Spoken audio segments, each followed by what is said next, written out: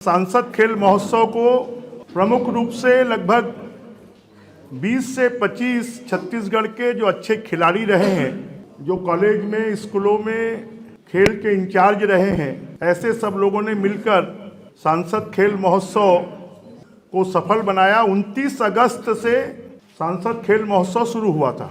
इसमें सिमगा, भाटापारा, बलौदाबाजार, झरसीवा, अभनपुर, आरंग, तिल्दा और साथ में रायपुर नगर निगम क्षेत्र को 4 भागों में बांटकर, ऐसा 9 ब्लॉक में बांटकर और 4-4 जगह 36 स्थानों पर सांसद खेल महोत्सव का आयोजन हुआ पूरे लोकसभा क्षेत्र में। और उसमें कुछ ब्लॉक में तो 10,000 से ज़्यादा खिलाड़ियों ने उसमें पार्टिसिपेट किया है। कुल 85,000 खिलाड़ियों ने इसमें भाग लिया। और ये जो 85,000 खिलाड़ी हैं, इसमें 19 साल से कम और 19 साल से ऊपर, 19 साल से कम में एक महिला एक पुरुष, 19 साल से नीचे एक महिला एक पुरुष, ऐसे 13 खेलों का आयोजन किया। इसमें एक ब्लॉक में 52 टीमें, पहले ये 52 टीमें एक ब्लॉक में 4 जगह खेली, उसके बाद में ब्लॉक में फाइनल हुआ। अब ये पूरे 8 स्थानों से 52 टीमें 23 तारीख को, 24 तारीख को, 25 तारीख को रायपुर में बड़ा आयोजन होगा। कल इसका उद्घाटन दोपहर में 2 बजे सुभाष स्टेडियम में होगा। उसमें जो टीमें फाइनल में पहुंच जाएंगी, जीत लेंगी, उनको पुरस्कार वितरण भी होगा। 24 तारीख को शाम को 4 बजे फिर से इसका मनोज तिवारी, जो फिल्म कलाकार भी हैं, सांसद भी हैं, वो आ रहे हैं, उनका सांस्कृतिक कार्यक्रम भी होगा और पुरस्कार वितरण भी होगा। और 25 तारीख को देश के पूर्व प्रधानमंत्री, भारत रत्न अटल बिहारी वाजपेयी जी का जन्मदिन है। उस दिन प्रधानमंत्री जी पूरे देश में सांसद खेल महोत्सव का समापन करेंगे। 11 बजे दीनदयाल उपाध्याय ऑडिटोरियम में, जिसमें माननीय मुख्यमंत्री जी, प्रदेश के खेल मंत्री जी, सभी विधायक, ये सब उपस्थित रहेंगे।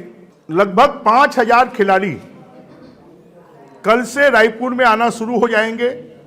और उसमें 7 गेम जो हैं वो टीम के रूप में हुए हैं, 6 गेम जो हैं वो इंडिविजुअल हुए हैं।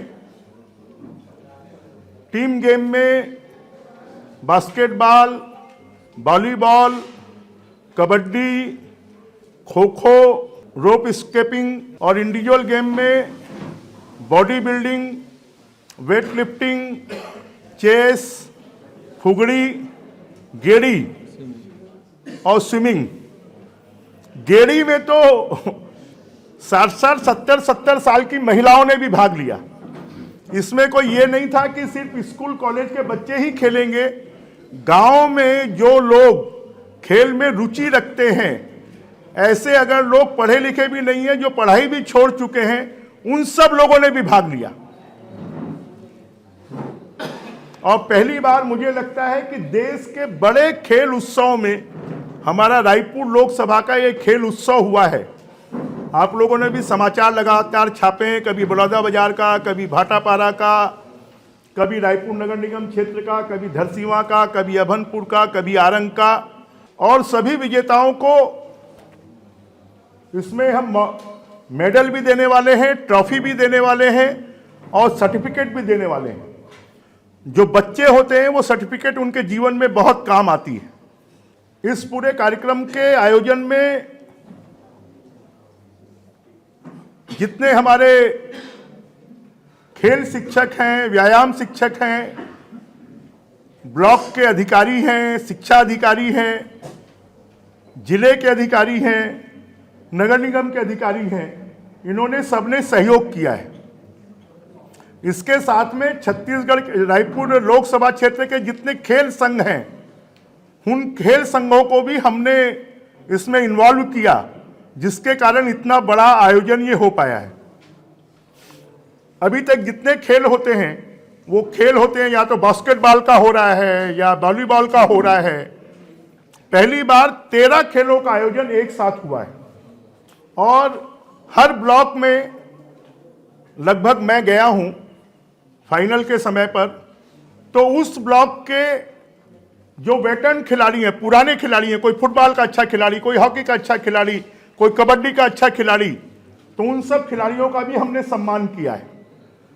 ये 3 दिनों में भी छत्तीसगढ़ के और रायपुर लोकसभा क्षेत्र के जो पुराने खिलाड़ी रहे हैं उनका सबका सम्मान भी किया जाएगा, और जितने खेल अधिकारी हैं इस कार्यक्रम में सहयोग किया है उनका भी सम्मान किया जाएगा। जो प्रधानमंत्री जी का फिट इंडिया मिशन है,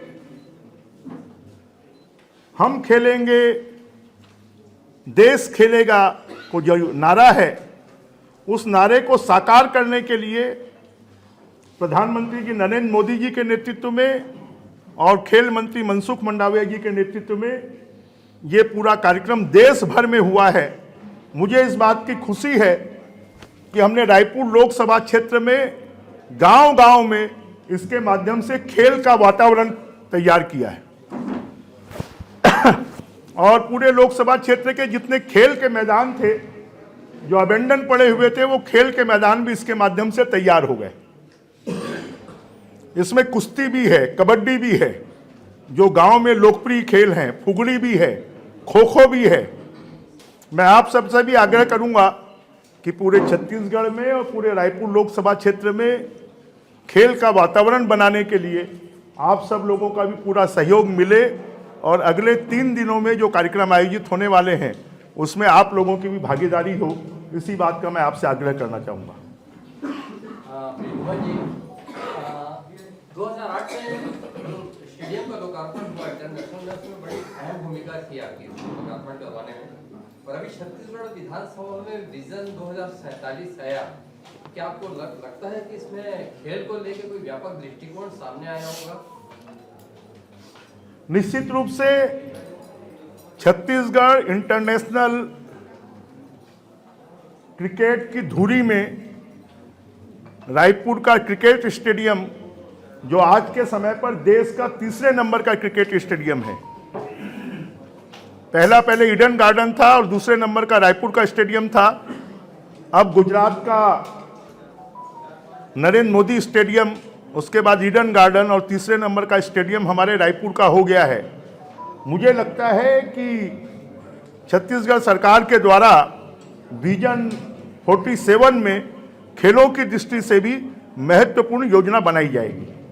ये जो सांसद खेल महोत्सव है, ये सिर्फ प्रतियोगिता नहीं, ये गांव-गांव में, गली-गली में, स्कूलों में, कॉलेजों में, सब में खेल के प्रति जागृति पैदा करना, स्वास्थ्य के प्रति जागृति पैदा करना, अनुशासन, क्योंकि आजकल बच्चे ना सुनना नहीं जानते हैं, परंतु जब वो रेफरी की बात मानते हैं, वो एम्पायर की बात मानते हैं, कोच की बात मानते हैं, तो उनमें एक अनुशासन आता है और जीवन जीने की कला भी आती है। इसके माध्यम से सामाजिक एकता का एक जन आंदोलन की भी शुरुआत हुई है, और ये मुझे लगता है कि पूरे देश के साथ साथ रायपुर लोकसभा क्षेत्र में भी एक क्रांतिकारी परिवर्तन लाएगा। और जब खेल के मैदान में बच्चे उतरेंगे तो जो मोबाइल एडिक्ट हो गए हैं उससे भी दूरियां बनेगी। क्या भविष्य में इस खेल महोत्सव के द्वारा रेलवे या अन्य संस्थानों में ऐसे लोगों का चयन हो सकता है जो अच्छे खिलाड़ी होंगे? निश्चित रूप से केंद्र सरकार में तो ये लगातार कंटिन्यू हो रहा है। मुझे इस बात का सौभाग्य है कि जब मैं शिक्षा मंत्री और खेल मंत्री था, उस समय हमने उत्कृष्ट खिलाड़ी योजना शुरू की थी और पहली बार 250 छत्तीसगढ़ के उत्कृष्ट खिलाड़ियों को नौकरी भी मिली थी। और फिर से अभी विष्णुदेव साय जी की सरकार आने के बाद उस योजना के ऊपर में काम प्रारंभ हुआ है। तो हमारे यहाँ के बहुत से उत्कृष्ट खिलाड़ियों को घोषित कर और भी हमने काम किया था कि जो बच्चे खेल में भाग लेते हैं उनको 10th की मेरिट में, 12th की मेरिट में उनको एक्स्ट्रा मार्क्स मिलना, उनको मेरिट में उनका नाम जोड़ना, ये योजना अभी भी प्रारंभ है। और पहली बार अभी तक खिलाड़ियों को मेडल मिलता था या ट्रॉफी मिलती थी, परंतु जो आर्थिक रूप से कमजोर परिवार के लोग बच्चे होते थे उनको डाइट का प्रॉब्लम होता था और इसलिए कैश प्राइज स्कूल के खेल में भी और प्रदेश के खेल में भी कैश प्राइज मिलना पहली बार प्रारंभ हुआ और वो अभी भी चल रहा है।